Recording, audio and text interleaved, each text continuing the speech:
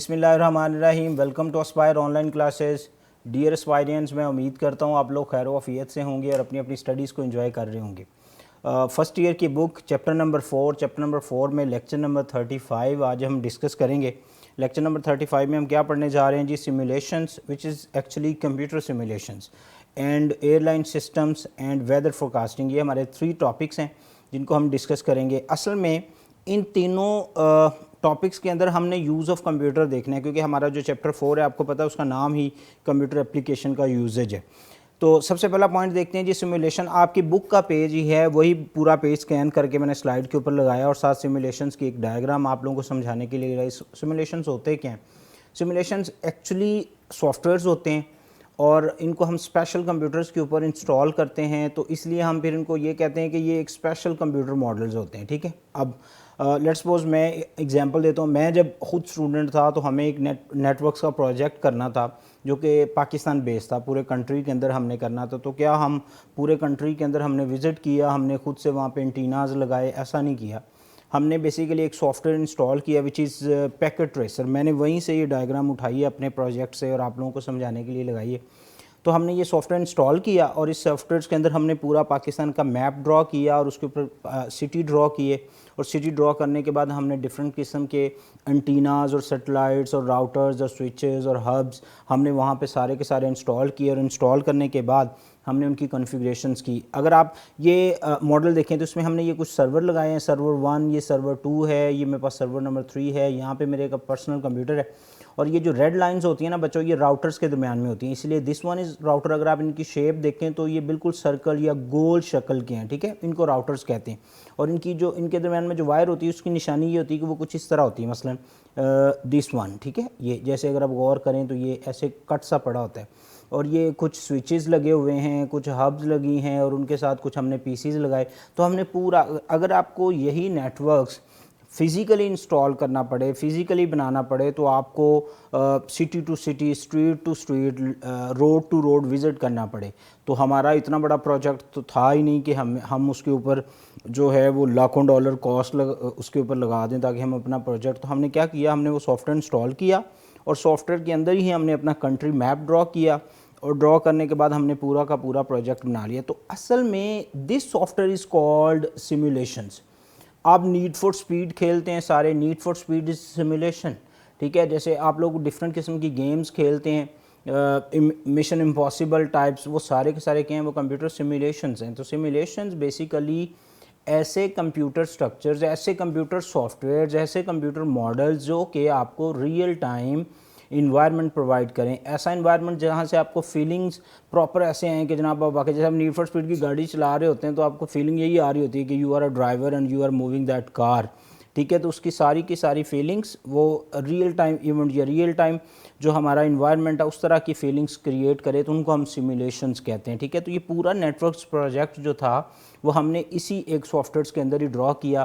फिर हम उसके ऊपर जो डेटा था वो सेंड और रिसीव कर रहे थे। अगर उसमें कोई इश्यूज़ अब सर क्या वो जो कमांड्स आप कंट्री बेस्ड प्रोजेक्ट के ऊपर लगाएंगे वो सारी कमांड्स इसके अंदर? जी बिल्कुल, वो सारी कमांड्स इसके अंदर होती हैं। एंड उससे कुछ एक्स्ट्रा कमांड्स में इसमें होती हैं जो हो सकता है आपको फिजिकल इन्वायरमेंट्स पे ना मिल रही हों, बट ये जो सॉफ्टवेयर है ये आपको, और डेटा जब सेंड हो रहा होता है तो एक छोटी सी ब्रीक सी लाइट है वो मूव कर रही होती है, पता चलता है कि डेटा यहाँ आ रहा है और इस राउटर के ऊपर डेटा जो है वो स्टॉप हो रहा है। तो हम सारी की सारी डायग्राम में से डेटा को पास थ्रू करके देखते थे, इसकी एग्जीक्यूशन करते थे और एग्जीक्यूशन से वो सारा का सारा काम हो रहा होता है। Computer simulation is a special type of computer model. ये आपकी बुक की लाइन है जी, which represent the system that might exist outside the computer. वो बिल्कुल ऐसा माहौल देता है जो हो सकता है कंप्यूटर से आउटसाइड हो। नीड फॉर स्पीड, गाड़ी, रोड, कंप्यूटर आउटसाइड चीज़ें हैं, लेकिन जब आप सिमुलेशंस में आते हैं तो आपको वो इन्वायरमेंट देता है। ठीक है, तो सिमुलेशन जो होते हैं they are often use for some sorts of trainings. इस तरह की चीज़ों के लिए हम इसको यूज़ करते हैं। जैसे ये हमारी भी नेटवर्क्स की ट्रेनिंग थी, जैसे नीड फॉर स्पीड ड्राइविंग की ट्रेनिंग है, जैसे आप लोग वो पायलट्स के ट्रेनिंग के लिए भी सिमुलेशंस यूज़ करते हैं। तो ये डिफरेंट किस्म की ट्रेनिंग, या बच्चों को पढ़ाने के लिए भी हम कुछ ऐसे सॉफ्टवेयर यूज़ करते हैं जिससे बच्चों की ट्रेनिंग होती है, तो इनको हम कंप्यूटर सिमुलेशंस कहते हैं। ये पॉइंट आप लोगों को क्लियर हो गया। अगले पॉइंट के ऊपर चलते हैं। तो हमारे पास आ गया जी एयरलाइन सिस्टम्स। अब airline system, you know, air traffics तो एयर ट्रैफिक्स को कंट्रोल करने के लिए भी हम कंप्यूटर को यूज़ करते हैं, जिसको हम कहते हैं use of computer in airline system. असल में ये हेडिंग 4.1.7 ये आपकी बुक की हेडिंग, वहाँ से देखिए जी। In airline system computer are control the passenger aircrafts, ठीक है। पैसेंजर एयरक्राफ्ट ये एक तो बेटा ये जो एयरक्राफ्ट्स होते हैं ना, ये जो फाइटर्स जेट्स होते हैं, ये उनकी बात, वैसे तो उन पर भी कंप्यूटर यूज़ हो रहा है, लेकिन हम यहाँ पे पर्टिकुलर हम डिस्कस कर रहे हैं अपने पैसेंजर एयरक्राफ्ट्स की, ठीक है। तो ये कंप्यूटर की वो वाली स्क्रीन है, वो वाली विंडो है जो कंप्यूटर के अंदर कॉकपिट में नज़र आ रही होती है।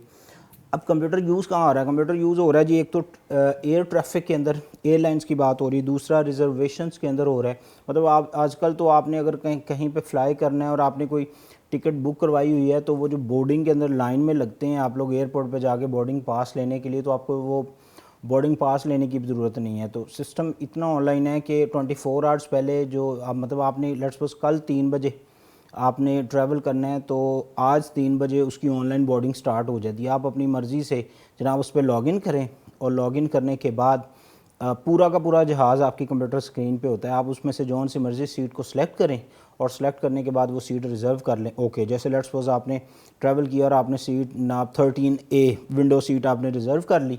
अब आप जब आप एयरपोर्ट पे जाएंगे और आप उस एयरलाइन के काउंटर पे जाके खड़े होंगे, तो उन्हें आप जस्ट ये कहेंगे ये मेरा फ़ोन है, ये मेरी बोर्डिंग सीट है, तो वो देखेंगे अच्छा 13A, तो आपको एक पास दे देंगे विच इज़ एक्चुअली 13A। मतलब आप लोगों को वहाँ जाके ये रिक्वेस्ट नहीं करनी पड़ेगी जी मुझे विंडो सीट दे देंगे, हो सकता है आपके पहुँचने से पहले सारी की सारी विंडो सीट रिज़र्व हो चुकी हूँ। तो आप ऑनलाइन बोर्डिंग भी कर सकते हैं। तो टिकट और सीट रिज़र्वेशंस, टिकट रिज़र्वेशंस, बुकिंग्स, और उसके बाद एयर ट्रैफिक कंट्रोल्स, फिर जहाज़ों की जो लैंडिंग है उसके लिए, फिर जहाज़ जब फ्लाई करते हैं उसके लिए, तो टेक ऑफ टेक ऑन सारी चीज़ों के लिए कंप्यूटर यूज़ हो रहा है। और the very best and very important roles of computer in airline system is navigation system, ठीक है। आप जिस कंट्री के ऊपर से गुजर रहे हैं, पायलट को वो सारी चीज़ें नज़र आ रही होती हैं, नियरेस्ट एयरपोर्ट नज़र आ रहे होते हैं, एंड उसके लेफ़्ट राइट टॉप बॉटम जितने एयरक्राफ्ट्स पैरेलल टाइम पे उड़ रहे होते हैं उनकी भी उसके पास इंफॉर्मेशन होती है, बिकॉज एयर के अंदर भी ट्रैफिक रूट्स हैं और वो अपने अपने रूट्स के ऊपर चल रहा होता है। अगर ऐसा ना हो, अगर ये सिस्टम वहाँ पे नेविगेशन सिस्टम ना हो, तो सो मैनी टाइम जहाज़ आमने सामने आएँ, टकराएँ, गिरें, ठीक है। कई पहले ये नेविगेशन सिस्टम्स में आने से पहले कई ऐसे हादसे होते थे कि एक जहाज़ उड़ रहा है, दूसरा उतर रहा है, तो आमने सामने आके टकरा के गिर जाते थे, क्लैप्स करते थे, सारे के सारे पैसेंजर डाइड स्मूथली, ठीक है। तो early aircraft was controlled by moving parts attach to control using cable. In modern fly by wire system, तो पहले जो था उसमें कॉकपिट्स के अंदर कोई पर्टिकुलर सिस्टम लगा होता था जो कि बहुत ज़्यादा एफिशिएंट नहीं था, जिसमें आपको कुछ ज़्यादा एयर ट्रैफिक कंट्रोल नहीं था। रिजर्वेशन ये तो खैर चीज़ें थी ही नहीं कि आप कोई चीज़ों की कोई सर्च फ्लाइट्स कर रहे हैं या कोई आप सीट रिज़र्व कर रहे हैं, ये चीज़ें तो बिल्कुल नहीं थी। बट ट्रैफिक का जो सिस्टम था वो भी बहुत ज़्यादा फेल था। अच्छा, उसके बाद इलेक्ट्रॉनिक सिग्नल जो होता है वो कॉकपिट बेटा वो पॉइंट जहाँ पायलट बैठा होता है, send to the adjust the flight surface, ठीक है। वो कॉकपिट एक पर्टिकुलर जो सिग्नल है वो मूव करता है earth toward, earthward से टच होता है, जिससे जो हाइट होती है वो पता चलती रहती है कि आप कितने फीट पे हैं, कितने मीटर पे हैं, और आपकी स्पीड क्या है। वो सारा का सारा सिस्टम उसको कंट्रोल कर रहा था। Computer embedded in the pilots driver controls, ठीक है। एम्बेडेड का मतलब होता है इसको यूज़ किया गया है, इंस्टॉल किया गया है कंप्यूटर्स को, पर्टिकुलरली जो कॉकपिट है उसके अंदर इसकी इंस्टॉलेशन है। स्ट्रेट फॉरवर्ड कंप्यूटर नहीं रख दिया कि ये जनाब सिस्टम यूनिट है, ये मॉनिटर है, नहीं।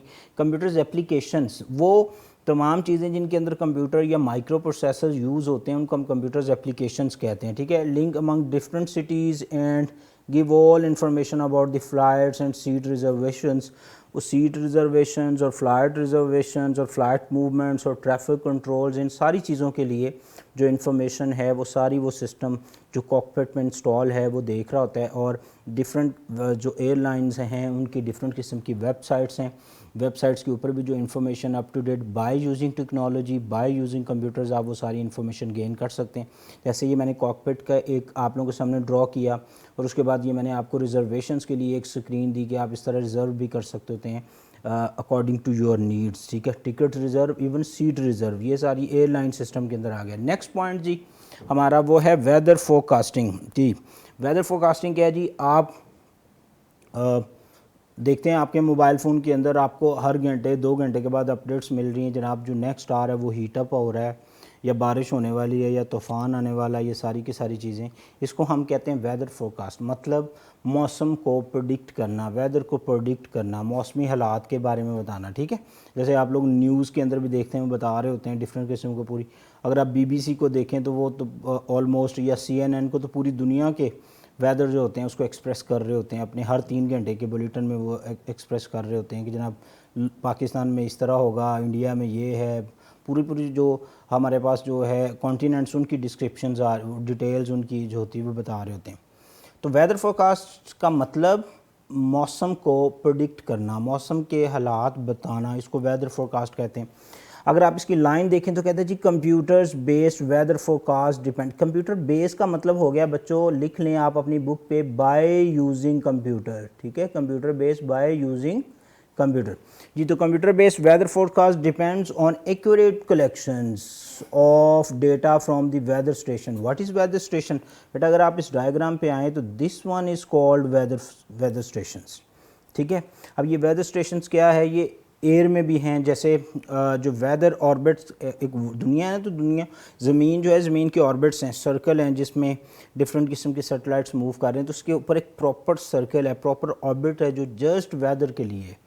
अब वो क्या कर रहा होता है, वो पूरी, मतलब लेट्स सपोज यहाँ ज़मीन है तो ये वो एंटीना है, तो वो उस एंटीना जो है वो पूरी ज़मीन को दूर की नज़र से देख रहा होता है और उसको नज़र आ रही होती है कि जनाब ये बादल है ना, इनकी अब डायरेक्शन इधर की तरफ है, तो ये स्ट्रेट फॉरवर्ड ये गुजरेंगे जनाब, लेट्स सपोज ये टर्की, और टर्की से जनाब ये जाएंगे जो ग्रीस है उसके ऊपर से, और आगे यूरोपियन डिफरेंट कंट्री में। तो वो प्रेडिक्ट कर देते हैं जनाब अगले 24 आवर्स में जनाब यूरोप के इस हिस्से में बारिश होगी, या लेट्स सपोज वो देखते हैं कि बादल जनाब जो चाइना से मूव कर रहे हैं टुवर्ड्स पाकिस्तान, तो वो प्रेडिक्ट कर देते हैं जी पाकिस्तान के जो बलाई इलाके हैं, जो ऊपर वाले पहाड़ी इलाके हैं, इस्लामाबाद और उससे ऊपर, तो वहाँ पे जनाब बारिश होगी, बर्फ़बारी होगी, या इस तरह। वो प्रेडिक्शंस असल में ये सारे इस डेटा के ऊपर होती हैं।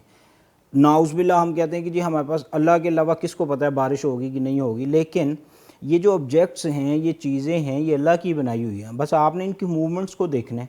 तो डिफरेंट किस्म के कंप्यूटर सॉफ्टवेयर्स हैं जो इनकी प्रेडिक्शंस करते हैं। ठीक है, डिफरेंट किस्म, आपने देखा ना, वो कह रहे थे जी आप आजकल कोरोना का इशू है तो कह रहे हैं जी ऑलमोस्ट जुलाई के अंदर इतने केस होंगे जनाब कोरोना के, या अगस्त के अंदर पाकिस्तान में कोरोना की पीक आएगी। तो ये कौन बता रहा है? ये बेसिकली वो सारा एक्यूरेट डेटा जो हॉस्पिटल से आ रहा है, उसको वो सॉफ्टवेयर्स के अंदर एंटर करते हैं और उस सॉफ्टवेयर को एग्जीक्यूट करते हैं। वो सॉफ्टवेयर वो तमाम पैरामीटर रिसीव करता है और रिसीव करने के बाद उसके रिज़ल्ट्स प्रेडिक्ट करता है।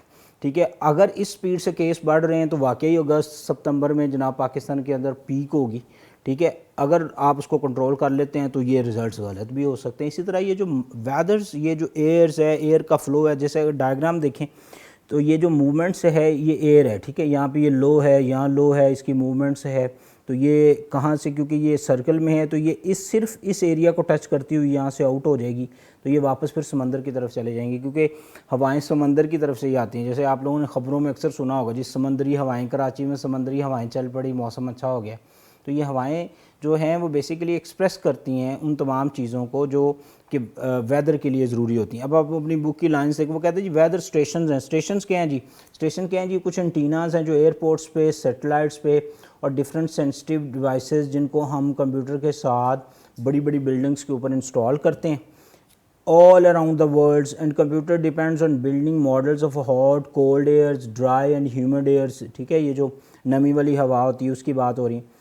और कंप्यूटर डिपेंड उसके बाद ये interactions and how these interactions are affected by the lands and sea, वो सारी चीज़ें देखी जाती हैं कि इनकी जो मूवमेंट्स है वो ज़मीन और समंदर की वजह से कितनी इफेक्ट होती हैं। ये सारी इन्फॉर्मेशन वहाँ से इसके रिजल्ट्स गेन किए जाते हैं, फिर इसी के हिसाब से प्रेडिक्ट किए जाते हैं। आपकी बुक का पेज नंबर 67, उसमें temperature, season and so on, ठीक है, ये सारी चीज़ें बताई जाती हैं। On this is done the data is collected एटमॉस्फेयर्स। ठीक है, ये जो बात है, जैसे कोरोना का डेटा हॉस्पिटल से आ रहा है तो ये जो वेदर का डेटा है सारा का सारा ये आ रहा होता है जनाब आप लोगों के पास जो वेदर स्टेशन है वहाँ से। ठीक है, वो अपने पास डेटा रख रहे होते हैं।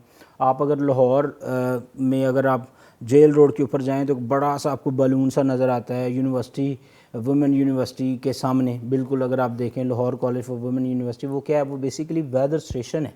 सारी इन्फॉर्मेशन उस वेदर स्टेशन के आपको अक्सर शाम के टाइम आसमान के ऊपर लाइट्स ही मूव करती हुई नज़र आती है। मल्टीपल लाइट्स आप देखते हैं, कोई लेफ़्ट जा रही है, कोई राइट जा रही है, या दिन के अंदर आप देखते हैं एक छोटा सा जहाज़ है और उसके पीछे धुएं के लंबे बादल होते हैं, धुएं की लाइन बन रही होती है, वो बेसिकली सेटेलाइट्स होते हैं, वो बेसिकली वो जेट हैं जो कि वेदर की इंफॉर्मेशन गेन कर रहे होते हैं, ऊपर से जाके देख रहे होते हैं कि ये जो मूवमेंट्स ऑफ एयर है ये किस तरफ है या बादल किधर की मूव कर रहे हैं।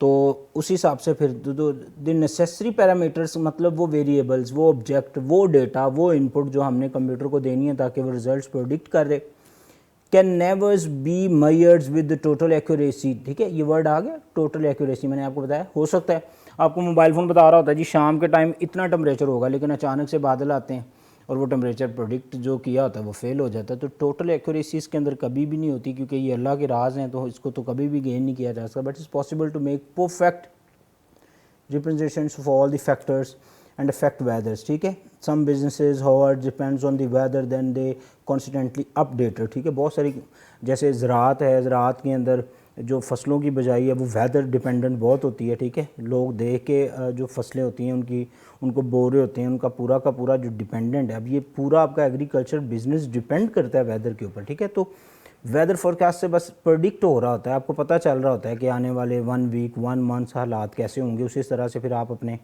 तो ये स्पार्को ये कंपनी है जो कि वेदर फोरकास्ट करती है, different analysis of live weather data provide to help business decisions and based the weather forecasting. ठीक, बिजनेसेस मैन को डिसीजन लेने के लिए कि मौसम कैसा है, मौसम को देख के वो सारी की सारी इन्फॉर्मेशन और रिजल्ट्स प्रेडिक्ट करने के लिए हम इसको यूज़ कर रहे होते हैं। तो ये आप लोगों के पास लेक्चर था जनाब, airlines simulations and weather forecasting. Hope so आप लोगों को ये लेक्चर क्लियर होगा। स्टिल अगर आप लोगों को कोई कन्फ्यूजन है तो आप कमेंट्स कर सकते हैं, आई विल रिप्लाई। अपना बहुत सारा ख्याल रखिए, अल्लाह हाफिज़।